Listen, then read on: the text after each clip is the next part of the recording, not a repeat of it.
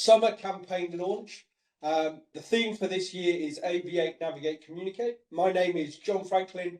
I'm head of the safety promotion team here at EASA, and we've got hopefully a really interesting set of presentations and discussions. I'm going to start sharing my screen now so you can see what we're going to talk about, and we're going to guide you through the next 90 minutes of, as I say, hopefully what will be a really interesting discussion about all of the things that we've got going on over the next few months, and particularly next month, and hopefully also lots of interesting different topics. So I'm going to give you a quick introduction first to the summer safety campaign. So the theme, as I say, is Aviate, Navigate, Communicate. We've taken this as a theme throughout different events this year. You know, particularly at the end of last year, it was a tough end to the year for the industry, and there'd been a few accidents. You know, we're about to reach the start of the ramp up in the summer season, and we thought it was a great opportunity to kind of really help us all focus on the basics. You know, in the same way, you know, in the cockpit when things get difficult, we teach pilots to focus on aviate, navigating, and communicating. That's exactly what we thought was a useful focus for this summer season. So the agenda, what we're going to talk about, so I say I'm going to give you a little bit of an introduction to the campaign. Then we have Matt Lilywhite from IATA is going to talk about some of the summer safety issues that they've been focusing on and they're looking at from their analysis. My colleague Marco is going to talk about CAMO maintenance specific safety issues. Prokopis, also from EASA, one of our flight crew training experts, is going to talk about the read across from simulation and flight crew training into real world flying in the summer. And then Callum from easyJet is going to talk about safety promotion campaigns and hopefully help you get inspired, seeing what easyJet are doing and also what we're doing to have your own campaigns. And that's where particularly, you know, when it comes to promoting safety over the summer, you know, having themes like, as I say, aviate, navigate, communicate, we're also focusing on the concept of people create safety. You know, we have all this process, all this technology, but ultimately what we really want to make sure is that our frontline staff, whatever job they do, are there every day able to ensure safe and effective operations. So for us, they're the two main themes we're focusing on. And it's useful at this stage, hopefully, to introduce our safety map. It's not new, it's something we've been talking about for the last few years. Just as, you know, safety in itself is really complicated, or it feels that way a lot of the time. So we broke it into these 6 areas, and particularly over the summer, focusing on the mindset element in the first part. You know, how do we define and live the values that create the trust so that we can have positive conversations throughout the summer? You know, getting through this next 3-4 months to the end of September relies on our staff being able to tell us about operational hazards, and without that kind of right mindset that enables staff to do that, you know, it makes life difficult from the beginning. You know, we need to make sure we have the right things in place in terms of people, enough competent people who are operationally ready, can perform to the best of their abilities, and are also clear what their responsibilities and roles are in whatever task they're performing. You know, do we have the right resources as well, whether that's having safe aircraft, tools, equipment, infrastructure, making sure that's all ready. And then from the kind of be ready element before we start, when we get into the operational activity, is then making sure we have the basic compliance in place. And we always say it's really important to remember that, you know, compliance is just a starting point. It's then how we manage our risks on top of the basic level compliance that enables safety. Compliance in itself isn't safety. And then finally, the learning and you know, particularly throughout the summer, continually reporting, talking about hazards, learning with the right mindset so that we support our staff, each other, the industry in getting through the next month or so, next few months of the summer season. So first then, just to give you a flavour of some of the safety issues that we see over the summer, and we're going to talk about them more specifically, some of them during this webinar. We're going to have other events, as you'll see, covering other topics. Other activities, other promotional material, our Conversation Aviation Safety magazine that will go into a lot more of these. But then from a people side, we've got seasonal staff, inexperience, fatigue, communication challenges, resources and equipment, lots of people after the same resources, potentially more fragile system because it's more challenging, more FOD, lots of weather environmental challenges, the increase in tempo. And I know Matt's going to talk about a lot of these in a bit more detail, so I won't go into them in too much detail, but Matt will cover a lot of these in his presentation in a few minutes. Now, in terms of the campaign, these three areas of master the basics, manage the risks and make the right choices is a lot of the focus behind this concept of aviate, navigate, communicate. So in terms of mastering the basics, clearing air, communicating clearly and with intent to prevent confusion. There are potentially lots of new staff who might be unsure of a situation, and the more we can encourage clear communication, the better throughout the summer. Then when it comes to procedures, we have procedures and processes, the fundamentals in the industry. They save lives. The more we know them and follow them, and then if we see a problem with them, having a discussion about how we need to change things if they're not fit for purpose for a particular task. But the key thing is ultimately to stick to procedures and then pace ourselves. It's not going to be a sprint. We see this, we talk about this every year. We've got a long period between now and the end of September when the summer season starts kind of ramping down. If we try and run it like a sprint, we're going to be the whole industry is going to be completely shattered and too tired by the end of the summer. So the more we can prioritise our well-being, the better. I see we've had a few questions and comments about presentations, so we will share the presentations. We're also going to be recording this and breaking it down and putting it on the YouTube channel. So yeah, we'll get all of that later. Then in terms of managing the risk, expect the unexpected, stay alert, adapt, mitigate threats, checking, double checking, reducing the risk by avoiding complacency, and then weather, being aware of conditions changing, planning ahead, making informed choices. And then one of the key things then as a whole area of this campaign is making the right choices. If we think before we make, there are lots of decisions, it's easy, when it's busy on the ramp or different parts of different jobs, in the cockpit, whatever, making decisions, we can often make decisions on autopilot sometimes, particularly when it's busy. So identifying what the most important decisions we can make, before the aircraft moves, something we've been talking a lot to Callum and easyJet and a lot of people about is mitigating the risks of ground staff getting injured when the aircraft starts moving. Is that final check. Are the ground crew really clear of the aircraft, for example? When you enter that active runway, is the runway really clear?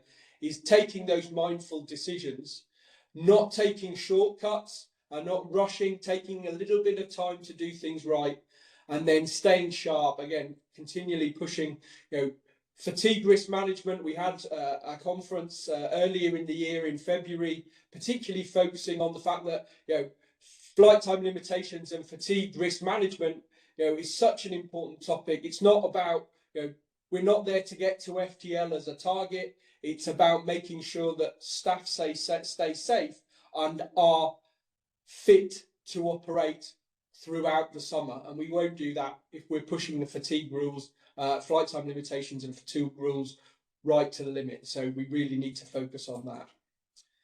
To give you an idea, just finally from my side, on some of our summer events and activities then. So in mid-May, our Conversation Aviation magazine will come out.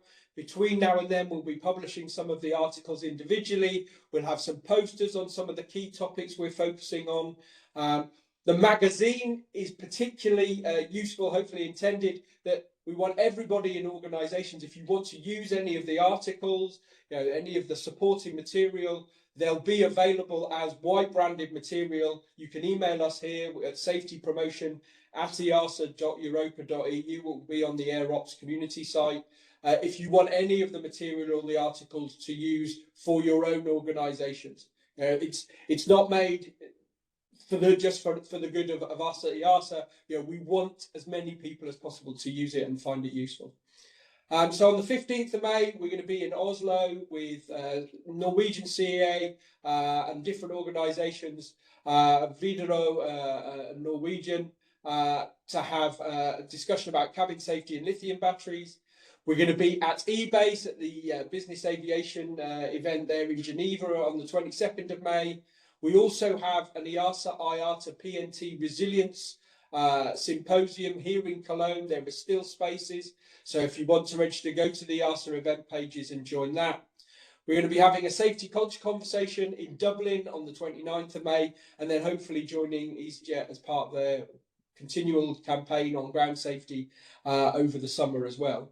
So they're the different activities. And then lastly, before we hand over, and I just finished talking quickly about the Slido, etc., is Run the Runways. There's a charity that we support called Aviation Action, who run the runways every year. You can go to their Facebook page or their LinkedIn and get involved. Throughout July, they're going to be looking to run the length of all sorts of different runways all around the world. The more people we can get involved supporting well-being, mental health, and particularly around supporting getting more defibrillators out on the ramp of airports as a key activity this year, please get involved in that. So that's the quick introduction from my side.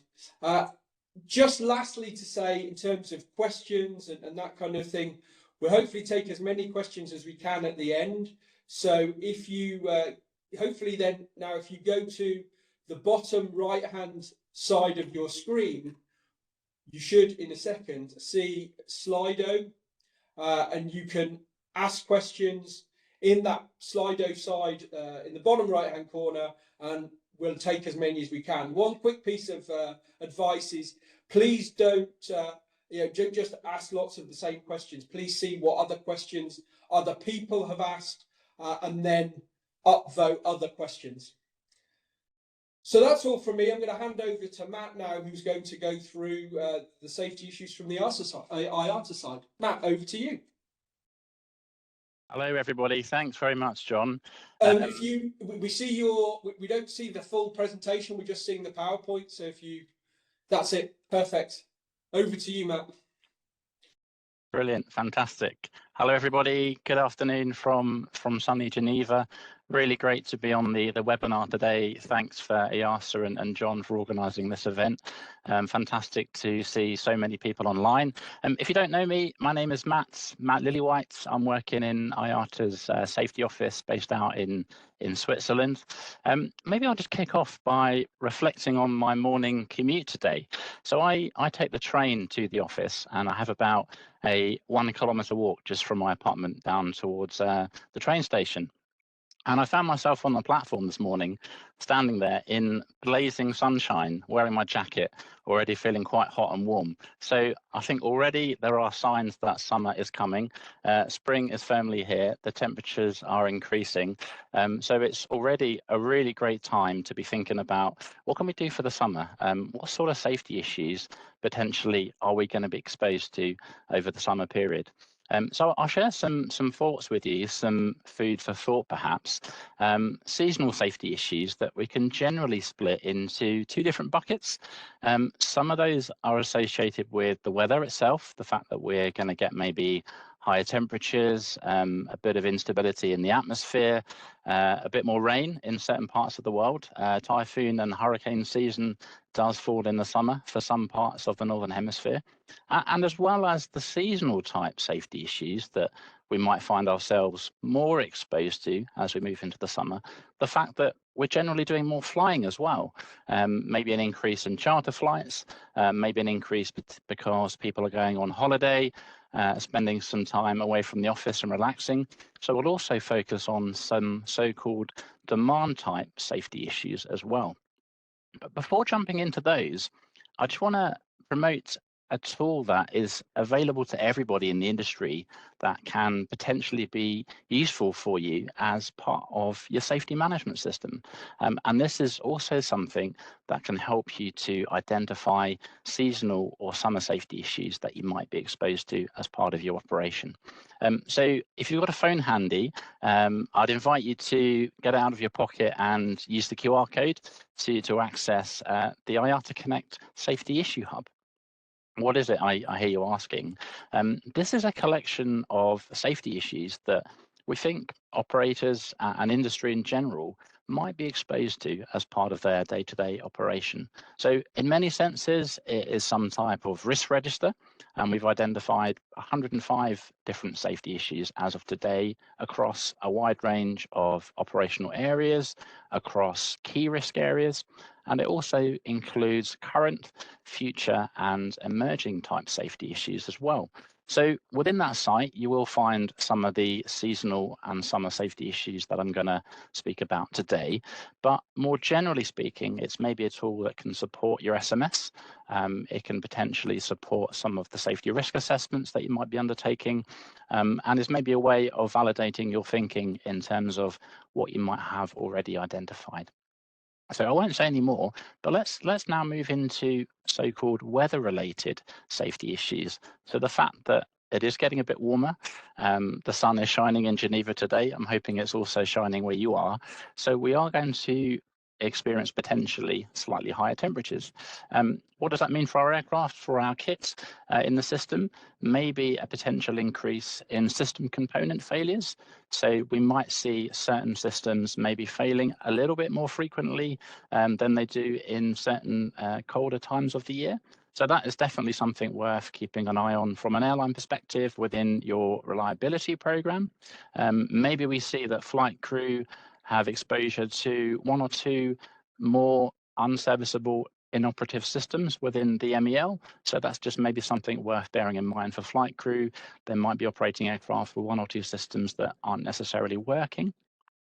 And of course, with high temperatures, not necessarily a safety issue, but we are going to see a slight degradation in aircraft performance as well. So that's going to translate into increased takeoff distances, impacting takeoff performance, and also things like climb performance as well. So worth bearing in mind in route planning and takeoff performance calculations. What about the people in the system? How is that going to impact us?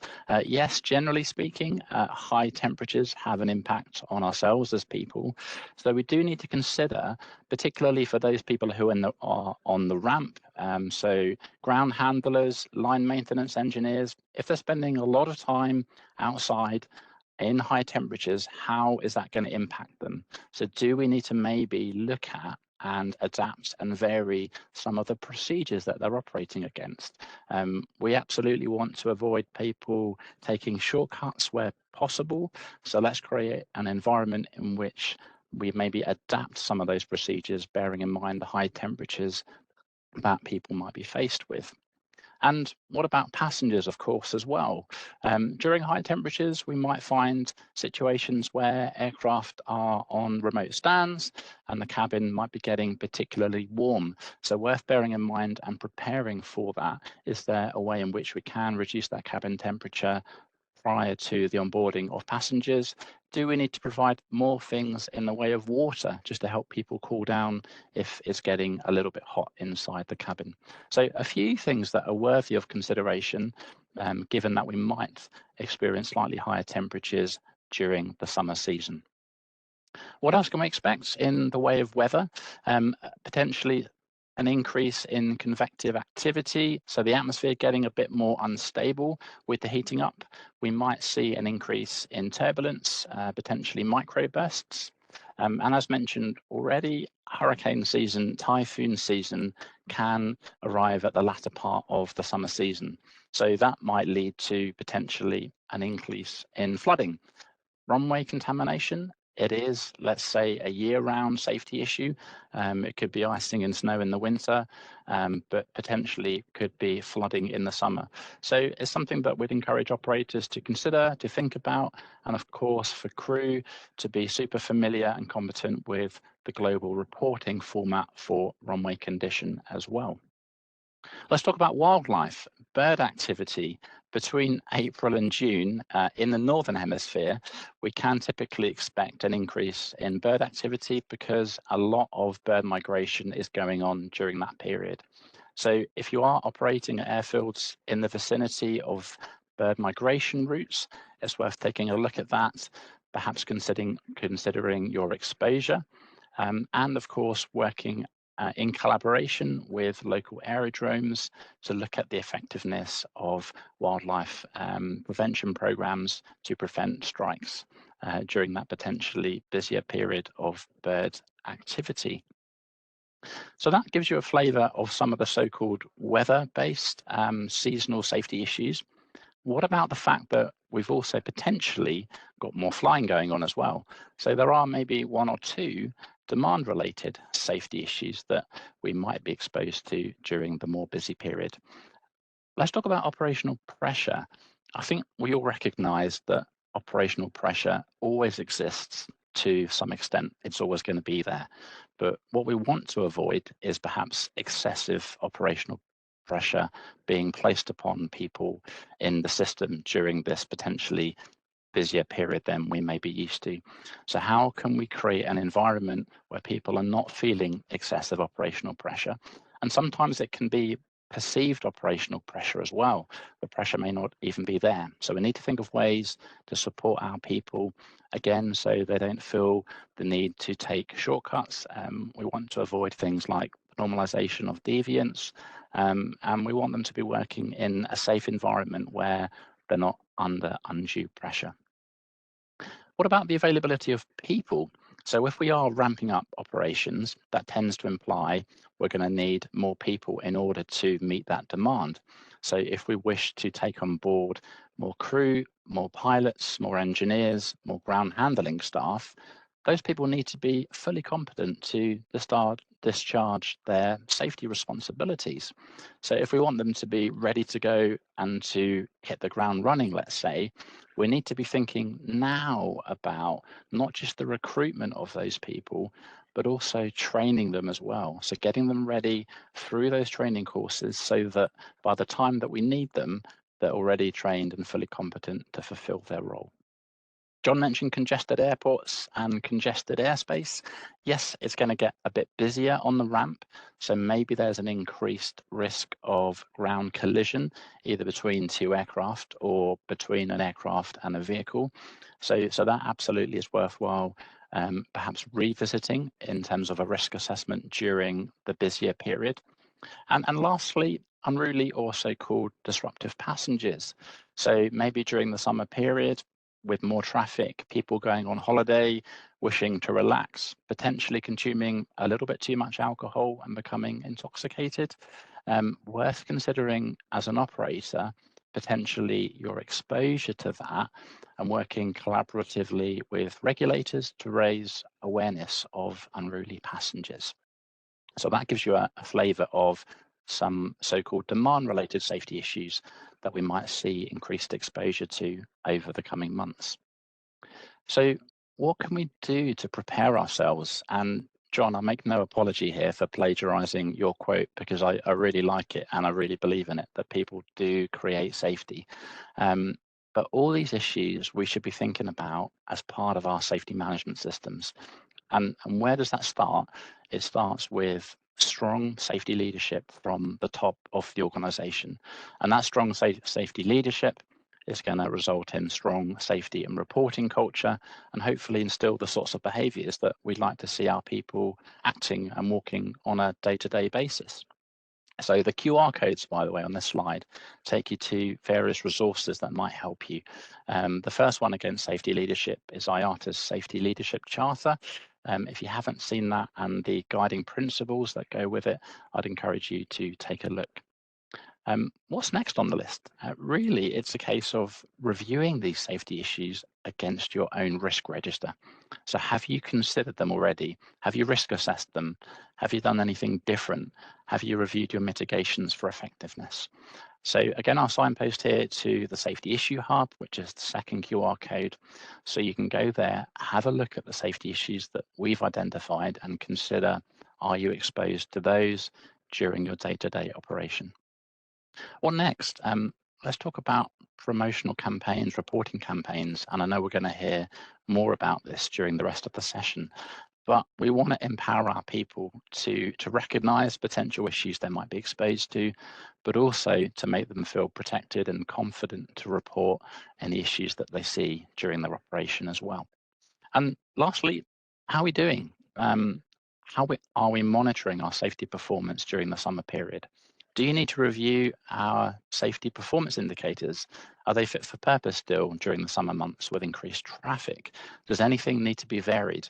Is there any data missing as well? Is there anything that we need to collect additionally that we might not have already available to us? So a couple of pointers there to consider in terms of safety performance monitoring. And that QR code takes you to some helpful resources, hopefully, on the SMS pages of IATA's website. And last but not least, don't forget your sun cream and your sunglasses. So that's all from me. I hope you found that useful. And John, I know we're going to now take questions at the end of the session. So thank you, and back to you. Thanks, Matt, for that. The Safety Issue Hub is a great resource. There's lots of really useful resources out there. And one of the things we're going to add to the summer campaign page on the community site is links to all sorts of different resources like that you'll hopefully find useful. So last year's the EASA annual safety review. This year's one, when it comes up, the IATA safety review, ICAO's report, the Safety Issue Hub that Matt talked about. So you'll be able to access all those resources from the site there as well. So we're going to move on now, and my colleague Marco is going to talk about maintenance and CAMO challenges. So I'll just quickly share our screen and then we can get into that. Yeah. Great. So Marco, thanks, John. You joining us. Yeah, thanks, John. Thanks, Matt. You did a great introduction. So just let me say a little bit about myself. Marco Manodori Sagredo, and I'm an aviation safety leader with 20 years experience in organization oversight. I first graduated in aerospace engineering with a specialization in aeronautical structure, and later with a master in civil aviation management. So I joined EASA 2 years ago as CAMO expert, coming from the Italian Civil Aviation Authority, and since 2010. And what I would like to share with you today is a couple of challenges we found during our maintenance and CAMO oversight. So this presentation is going to be just a couple of examples, as John and Matt again actually did a very good overview of all the, let's say, problem scenarios and situations. So yeah, so maybe just we were going to say first is this is where a lot of what Marco's going to talk about comes back to the safety map that we were talking about. The importance of having a mindset, particularly in this area between maintenance, CAMO, and the operation, and all of those key things.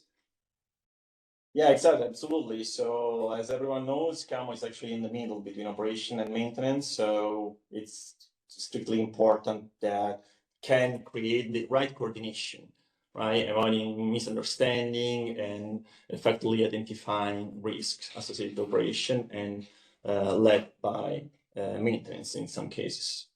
So going to the first sample that I'm gonna share with you today, this actually came out from one of our audit findings where, again, the organization failed to demonstrate compliance regarding aircraft flight condition. In particular, the aircraft was not grounded immediately after non-airworthy condition was identified.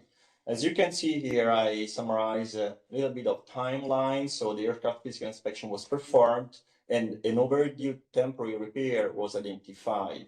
When the maintenance control center was notified in the evening, actually the aircraft was left operating for 4 more additional flight legs in non-airworthy condition, stopping and performing the proper inspection only at the end of the following day. Just a side note, this overdue repetitive inspection actually was pending throughout the entire summer. But next slide, what we want really to focus here is that even though was notified, the aircraft remained active in operation with an overdue inspection. So we went through, the organization went through the whole root cause analysis, identifying first of all the email notification that was not managed in a timely manner and an inadequate response received from the maintenance control center. But going more in deep in the WISE analysis, what was found out is the misinterpretation of the email content, so not highlighting the urgency, the limited communication, because just an email sent out the MCC managers and not to the duty engineer was not sufficient, as well as the nominated person within the CAMO was actually excluded by the information flow. There was a lack of escalation, as the request for the overnight inspection failed to be performed immediately. And mainly, as we said, the workers engineer email lack of urgency. So the root cause statement was highlighted as lack of understanding in the urgent maintenance notification, which led to a non-airworthy aircraft operating flights. And of course, the corrective action itself was pretty straightforward and was completed immediately, rectifying the overdue inspection. What is more interesting here is showing the preventive actions that were clustered in 4 main blocks. So first of all, train the MCC and planning engineers specifically on maintenance program, practical maintenance planning. What was very important, immediate escalation protocol. So the CAMO team has to inform the nominated person within the CAMO as any suspected or detected overdue items, a mandatory training across the organization on safety risk assessment, findings classification, and importance of the occurrence reporting, as well as the establishment of an overdue inspection protocol to standardize within the organization a reaction plan for overdue tasks, better and clearer communication, and immediate grounding of aircraft as needed. And so that's just the summary of the situation. What we can highlight from here is instead some safety culture concern. So first of all, instead of ensuring the aircraft was grounded, it was just reported by an email, just a standard email, not even, highlighting the priority of it. So the lack of urgency, the pure communication flow, delayed corrective action, and I think both John and Matt's presentation actually highlighted how important is the communication flow within the organization. And this, of course, led to a weak decision making in safety critical occurrence. And that's it for the first sample. We can move on with the second one, which was picked instead of from an audit finding from an occurrence report, because among other activities that we do overseeing CAMOs, actually there are also there are audits, of course, but also monitoring the occurrence reports we receive from them. One of them was very interesting to me, bringing up here during the summer campaign for operational pressure. This specifically scenario, as you can read, it talks about a long-range flight that was planned, and when the captain arrived, noted immediately the low oxygen bottle pressure. It was also noted the previous flight had a negative trend in decreasing the pressure. So what the captain did was to consult the local maintenance, which did not highlight any issue with the aircraft itself. So contact the maintenance control center, suggesting swapping the aircraft. But this recommendation was actually declined, considering the pressure sufficient at that time. The operations control center also did not force anywhere, just eventually proposed a diversion option. And so the flight took place as was planned. And right after basically just a couple of hours of flight, the pressure dropped towards the in-flight limitation. So the MCC instructed the immediate diversion of the aircraft for a safer landing to a closer airport. And the post-landing maintenance confirmed the oxygen system leakage. So said so, what we can take from this sample is actually that the proactive reporting was crucial So I would say our the crew did a very good job in identifying and mitigating safety risk. What we can do for sure is strengthening decision-making protocols for potential safety-related system degradation. And again, what we can highlight here is that the initial MCC OCC risk assessment underestimated the issue. So how important it is to take the right decision at the time that you have, of course, pressure, operational pressure, and many multiple, push in different directions. So my last slide is here, and just covering the two challenges that I shared so far, making basically one unique list of important, let's say, safety tips we want to bring with us during this summertime. So first of all, how important is highlighting the urgency we are going through. Delaying reactions can bring to a non-airworthy condition. How we have to highlight the communication, and misinterpretation can actually lead to inadequate responses. So sending just an email and not even reaching the key personnel may be not enough. So just, be aware, remind ourselves how important to perform a right oversight and taking decision, even more when we're talking about critical risk. And we have seen in both scenarios as MCC did not recognize this critical risk at the right time. And finally, we all need for stronger reporting for sure, and the right escalation processes. So we can, as we have seen in the samples, we can certainly recommend maybe a better training, a clearer protocols within the organization to prevent recurrence. What I can suggest, and that's what we do here in EASA as a CAMO oversight team, we take all these inputs, for example, from audit findings, from occurrence reporting, and so on. And we build up our risk-based oversight approach. And that's what I would recommend within each single organization. So when you review internally and you are ready for your audit cycle, let's say, please take in consideration the past experience from multiple perspectives, not just one, and taking all the safety inputs and trying to mitigate risk even through your risk-based approach. And that's it from my side, and thank you for your time, John. Fantastic, thanks Marco, and continue to ask questions in the Slido, and hopefully we'll have time for some of them at the end. So I'm going to hand over now to our colleague Prokopis, who's going to talk through some flight crew training aspects and linking simulator flying to the real world. Prokopis, over to you. Okay, good morning everyone. Thanks for coming in our summer campaign. Actually, I would just a very quick introduction of myself. My name is Prokopis Batzanopoulos, Greek national. Actually, I'm the 6th year in EASA. Approaching 40 years in the aviation sector, started really early to fly gliders, and then I continued as a flying instructor and ended up as an Airbus 320 captain, instructor and examiner. At some point, I continued flying helicopters and also instructor and examiner helicopters, and aircraft engineer and flight simulator inspector. I work for 10-15 years in the airline sector, and then I continue with Hellenic CAA as an inspector there, ATO, and responsible for the examiners.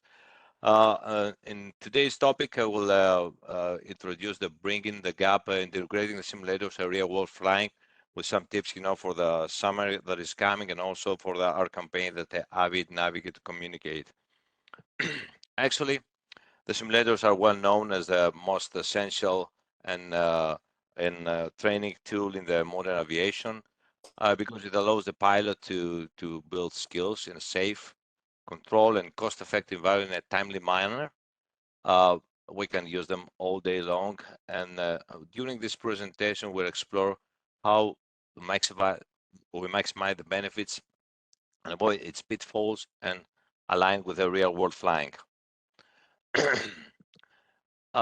Let's remember a few of the stuff that we already know. The role of the flight simulators in pilot training are to replicate the aircraft systems, actually replicating the real aircraft, and also replicating the scenario realistically.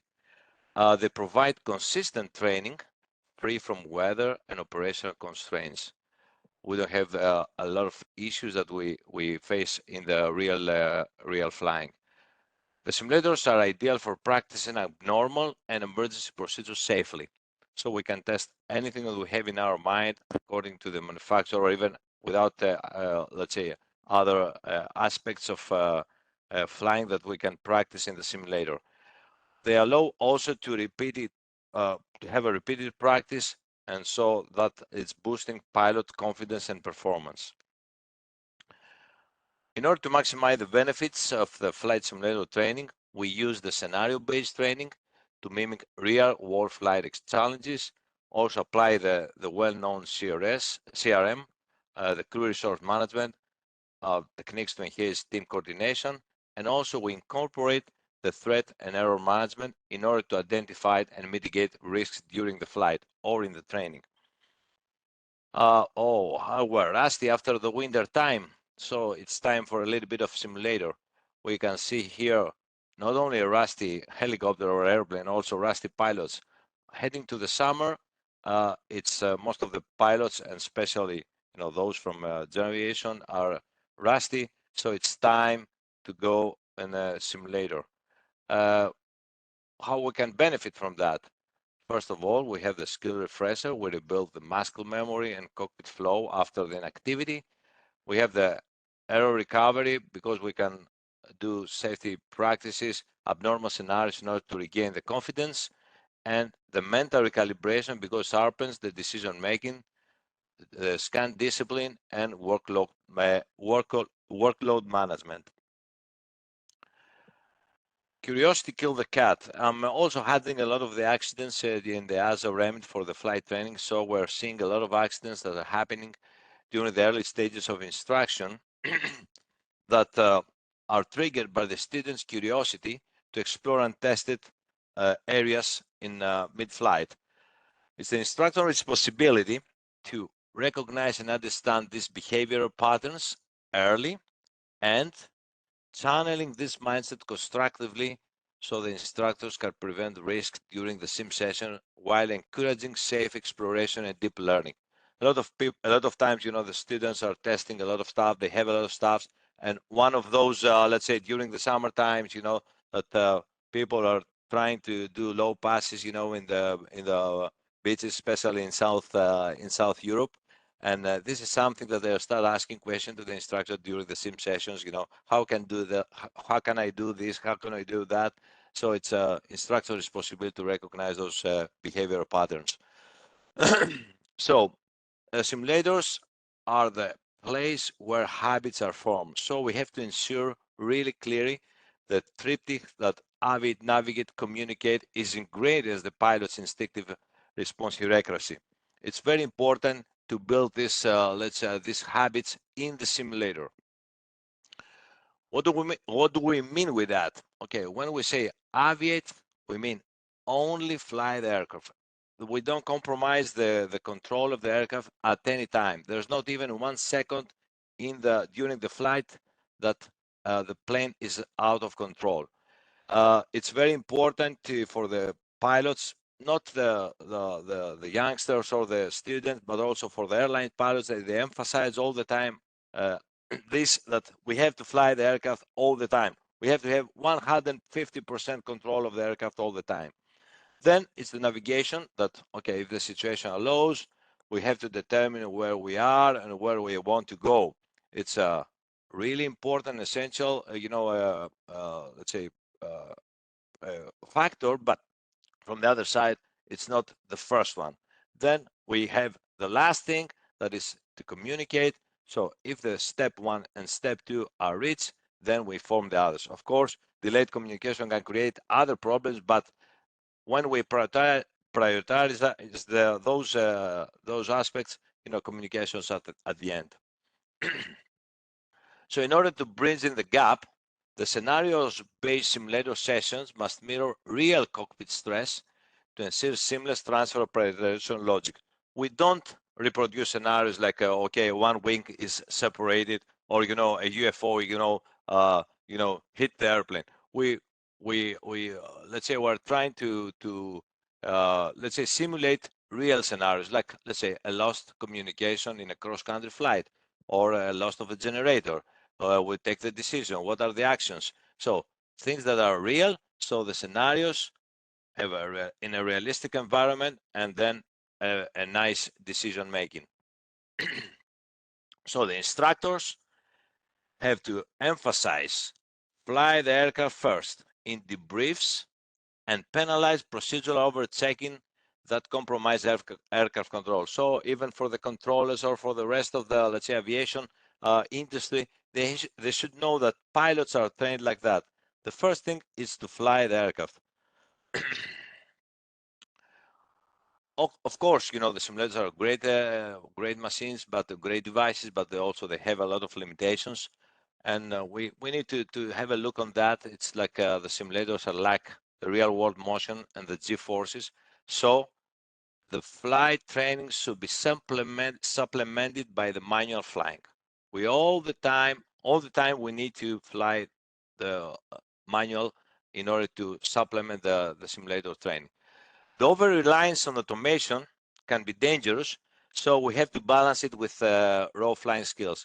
With the new aircraft, it's really amazing to fly all the time with automation, and it's the pilots are relaxing. They have a lot of situation awareness, but from the other side, it's the over-reliance on automation. It's not a good thing all the time. The last thing is to ensure that the SOPs, is the standard operating procedures in the sim, match those in the actual operation to prevent negative transfer of training. The first thing that we check when we are checking a simulator during the qualification of the device, it's that this specific device doesn't produce negative training. It's very important. In order to avoid the negative training effects, it occurs when the procedures are a little bit different from the reality. Also, we have to ensure that the cockpit layout and the control support are consistent with the actual aircraft. It's very important when the device that we're doing the training that to be the same with the actual aircraft. Otherwise, we can have two different views in our minds. I mean, the pilots or even the cabin crew that also getting trained in the sims. Okay, the last thing is avoid excessive scripting, extreme scenarios, as we described before, in order to introduce real-world variability and distractions. And the end, reinforce correct muscle memory and decision-making under pressure. The best practice for the instructors. We have to really clearly define learning objectives for each session before we start the training session. We brief the pilots before and debrief thoroughly after simulation. We highlight both strengths and areas for improvement during the brief. Gradually increase the complexity in order to build skill and confidence on the trainees. Lastly, encourage pilot reflection. Ask, what would you do differently? In the sim, we have the luxury, to do that, because in the real airplane, it's not so easy. But in the sim, we can also examine, that if we can do something slightly differently. In the real world, let's say we have this very well-known flight, the U.S. Airways flight, Hudson Miracle, that the Captain Sullenberger, Captain Sully is mostly known, that credited flight simulator training for his successful water landing. The pilots are trained on engine failure scenarios and to handle the emergencies with confidence, and so the real world incidents validate the effectiveness of high quality simulator programs. Some takeaways from this, let's say, presentation is that the simulators are powerful tools, but must reflect real world complexity. We should avoid negative training by aligning simulation with real standard operating procedures and conditions. we use the scenario-based training to deepen learning, and the instructors are a vital, let's say, are vital in general. Actually the instructor is it's a point in the system that is really vital in guiding effective reflective training and experiences like CRM or threat error management. The conclusion is that simulator integration is not just about the technology that we have, the device, but it's about the mindset. We set up the mindset of the pilots in there. When used wisely, the simulators prepare pilots for their predictable, and we have the last, let's say, 45, 50 years that we are using simulators, great examples from that. And the effective training saves lives, improves the decision making, and reinforces safety culture. Thank you very much. Fantastic. Thanks very much, Prokopis. Hopefully everybody found that really interesting and useful. Certainly you covered an awful lot of ground. It was really interesting to see all the different topics there, and hopefully, yeah, there's read across not only in the context of flight crew, but other domains as well, in terms of how we link theoretical training to practical scenarios. And I know something that Callum does a lot of in easyJet on the ground ops side. And now's a good time to hand over to Callum. If you can share your screen, Callum, and unmute, then hopefully we can hear you and start your presentation as well. Hi everybody, I'm Callum and I work within the ground operations quality and safety team at easyJet. So our team in terms of safety promotion is all about getting out there and promoting our safety messages the best that we can. Safety promotion is really, really important to us, and we have fallen short of the expectation that a poster will fix that key pillar of an SMS, but actually it doesn't. As I said, we've fallen short of that before. So I wanted to talk a little bit about our journey to safety promotion, going back to 2020 when there was a big well-known thing called COVID that shut everything down, caused absolute chaos, and put the industry into meltdown. So a couple of months later, we started to see glimpses of recovery coming out of the pandemic. So what challenges did we face? The picture will probably say a lot.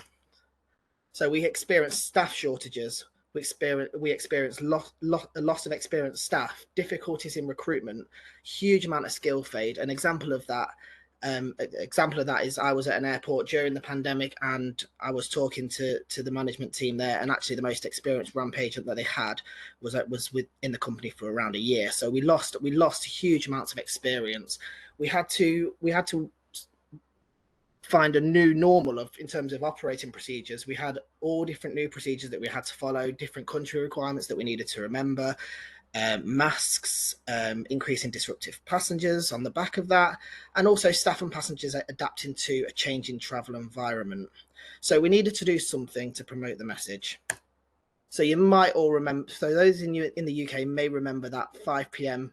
Boris Johnson press conference where we eagerly awaited for him to tell us that the pubs had reopened. But he kept throughout that conference, every single day there was a key message of hands, face, and space. Hands, face, space. And we thought, actually, that we all knew that, so why don't we do something similar? So we came up with safety time procedures. So it was all about going back to basics, putting safety first, taking your time to complete tasks safely, and always follow the correct procedures. So how did we want this message to land on the front line? Well, we made a poster and we asked people to brief it out. What did that create? It created wallpaper, and the message just didn't land. So we had to try again. As the saying goes, if at first you don't succeed, try and try again. So that's what we did. So we launched Safety Time Procedures 2.0. And this time we did a bit of a fresh look. We created some more posters. You might say to me, you create more wallpaper, but there's in the world of ground handling, we're relying on third-party providers, and there's not always that communication channel when you're promoting to a third-party provider. So there's always going to be an element of poster production, but it's how you deliver those messages that's key. So we created 5 monthly topics. So we had one poster each month that was of focus, and we wanted that to be just the main focus topic of all messaging throughout the month. We created a QR code so we could understand the reach of who was reading the posters. Now, we also decided to do some safety promotion visits, and we visited 15 of our largest airports. But there was something still missing. There was that key ingredient that we needed to find to get these messages to land. And that ingredient was what's in it for me. And what's in it for me is a key mindset to get people on board to buy into what you're trying to do. We don't go to work for free. We expect a salary. It's the way that human beings think. They want something to do something. So what's in it for me was that magic ingredient that really worked for us. So I'm going to show you now some pictures on the what's in it for me mindset that we used. So as part of the QR code, we gave prizes out every month. So they won an easyJet goodie bag filled with easyJet merch. That went down really, really well. People seemed to really like an easyJet pen. We gave out some key rings when we was out on station visits. We launched an easyJet star campaign where we awarded a little star pin badge and a thank you card just to personally say thank you for our frontline staff for doing excellent work and their contributions to safety. We provided lunch and learn sessions. So when we was at airports, in ground ops, we all love a free lunch. So we provided lunch for our ground staff and performed some interactive briefings with them.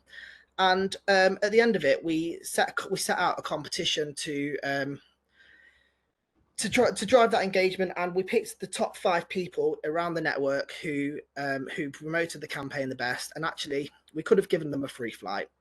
We could have given them a holiday, but no, we flew them to Gatwick and we gave them a day in our flight simulator. And the reason for that is, what's in it for me? What's in it for us? So we've given you something, so let's get some benefit out of it. So they got to see some real life scenarios. They got to see if I loaded an airplane wrong, this is what would happen. If I didn't de-ice an airplane properly, this is also what would happen. If I pull the ground power cable out without informing the crew, this is what's going to happen. So we wanted them to understand what their implications of their role has on the wider system. So that went down really, really well, and they also got a day in London as well, which they really enjoyed. So that went down well, and we've continued with that approach. So moving on to 2024, what did we do? Well, 2023 was a success, so we had to do something a little bit different. So we launched Summer of Safety. We continued with the what's in it for me. We continued with our safety promotion visits, but this time we went on a risk-based approach. So not just a risk-based approach in terms of what's trending in the network, we also looked at a seasonal aspect. For example, we see an increase in ground damage at the end of summer when the operation's dying down and people take their feet off the gas a little bit. So it was right to promote the ground damage at the end of summer. We had a big increase in events of staff approaching aircraft with running engines. So we needed to tackle that because we really don't want somebody getting ingested into one of our engines. So we launched a working group. We risk assessed our current process. We engaged with a number of our ground handling partners, and together we came up with React. So we changed the process, and it went down really, really well. But to change your process, you've got to do some promotion. So we promoted it as part of our safety promotion visits. We sent foam thumbs to every airport, and they loved them. And we've got so many pictures and videos on that. And since we launched the React campaign, we've seen an 80% reduction in staff approaching aircraft with running engines, which is massive, and we'll sustain that number to this present day. We also created a platform for handlers to feedback their initiatives, and we were astonished to see the approach that a lot of our ground handlers took. We had one handler even write a song about the React process. We had handlers dancing, we had them doing fun days, we had them doing all sorts of things, and it was just incredible to see the response that we had from our frontline staff. Following on, so this is what engagement looks like. This is why we do it. You can see the foam thumbs that we had. They love the foam thumbs. We had a station dress up as in a hazmat suit with a "Be Safe" falling sign when we did the focus on One Fall Could End It All. We had them getting their bags, their lunches, and their briefings. It just went down really, really well. So we've now got to continue that. and we're now in the summer season. So in a couple of days' time, so sorry for those of our ground handlers who are going to see this twice, because you're going to see it tomorrow as well. I want to now launch our new safety campaign, Go Safe Together and On Time. And it's all about making safety and performance to work hand in hand. And we'll go on that a little bit later. But I wanted to show you our launch video. Hopefully it works with the technology.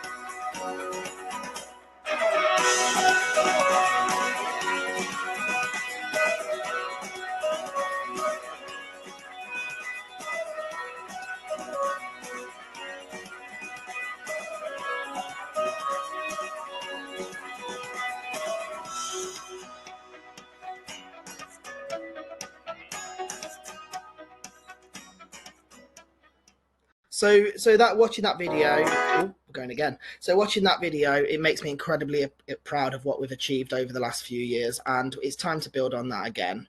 So you'll notice that we saw over 22,000 scans over the last 2 years, which is astonishing. Which we're incredibly proud of. And also the QR code, we changed it to gather some industry insights, so to understand people's knowledge of the procedure that we're talking about. So we want to continue that going into this next campaign as well. So Go Safe Together on Time is going to launch on the 1st of May, and we're going to focus the Go Safe part of it around to focus on local risks, because one size doesn't fit all. Things happen all across the network, and actually we want to we want to empower our ground handlers to decide what they want to promote. So we have created a poster for every risk that we have in the network, and they are available on a platform, and they will receive a A1 notice board with 3 inserts, so they can put two focus points in. If it doesn't fit in the poster, it doesn't get displayed to keep that wallpaper down.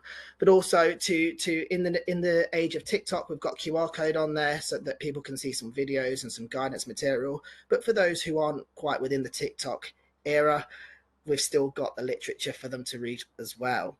But also we don't want to take away the network focus, so we've still got our network focus. You can see the top insert, the Go Safe message of the month. The reason for that, we currently do key safety messages where we issue 4 key safety messages every month, and they don't get read. So because it's just too much content, so we're gonna take all that away, and we're gonna have a single message of the month to come out of from a network perspective. So that's where we are. And as I mentioned, Go Safe is designed for safety and performance to really work hand in hand. So how can it work with performance? So we have done a lot of research on the pit stop approach. So we think if we can take some pressure out of the system, just like Formula One, we can deliver an operation that is safe and on time. So first of all, we need to define our turn and safety expectations. So we've designed a turn card, but it's also keeping within our safety expectations that we currently have. So we don't want to drop our safety standards from that. We will be asking our ground handlers to model that turn, so a turnaround that fits with their local airport and it works for them locally.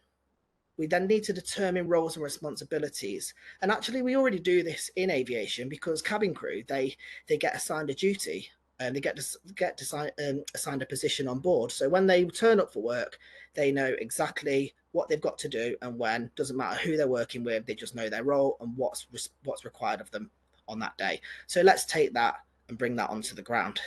We also need to then train our people to the turn model, so people know the competencies expected of them, and continue the oversight. So we need oversight's a key tool to monitor our safety standards and also our delivery standards.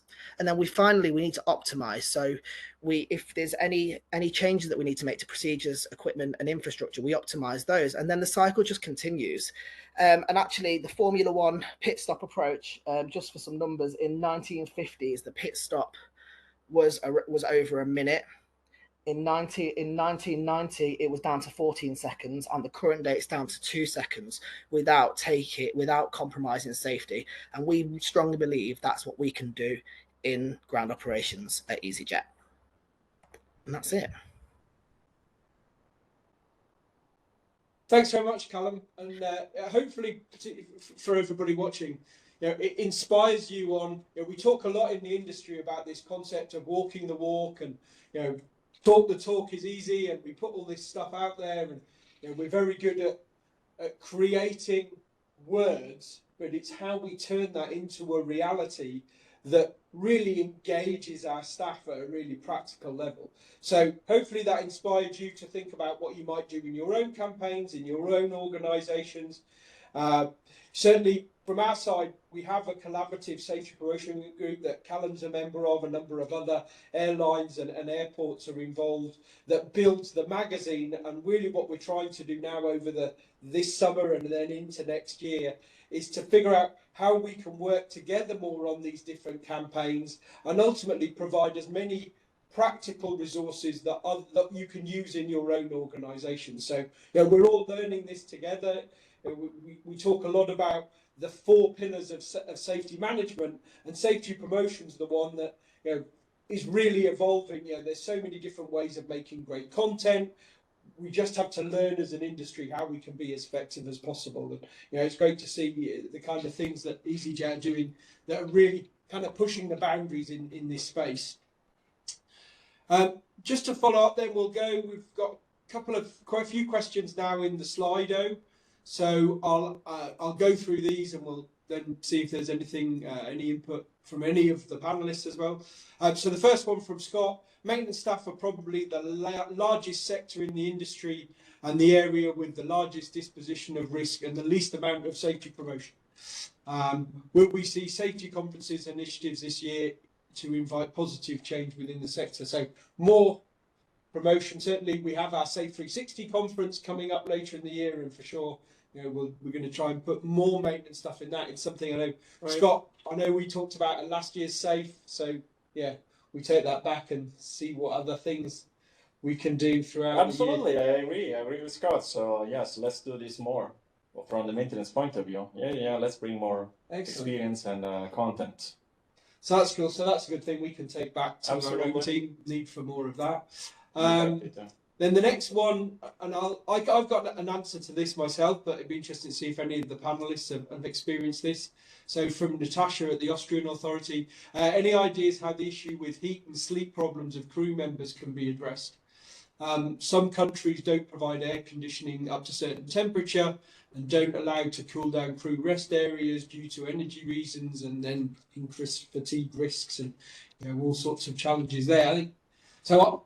I have experience in a former life, particularly operating places like in places in the Middle East, where this is a huge challenge, and certainly it's not an easy thing to solve, but certainly we used to do a lot of site visits, looking at locations and seeing, certainly in some cases, moving crew rest facilities from one place to another into more optimum locations. We've looked particularly in some cases at even something as simple as good provision of water for, particularly in this case I was doing it in a maintenance environment, and making sure that the ground crew and the maintenance staff had access to the right water facility so they could get bottles of water and stay hydrated. And we even had like a heat stress index that encouraged them to drink a certain amount of water depending on the temperature. And, you know, certainly some areas of the Middle East we were talking about we were operating up to 45 degrees Celsius. So it was pretty mental out there on the flight line in those temperatures. So yeah, those kinds of things. I don't know, any of the other panelists, do you have specific advice? You know, Callum, I know you're talking to people in all sorts of different very hot places. Do you have that as a challenge? How do you deal with that?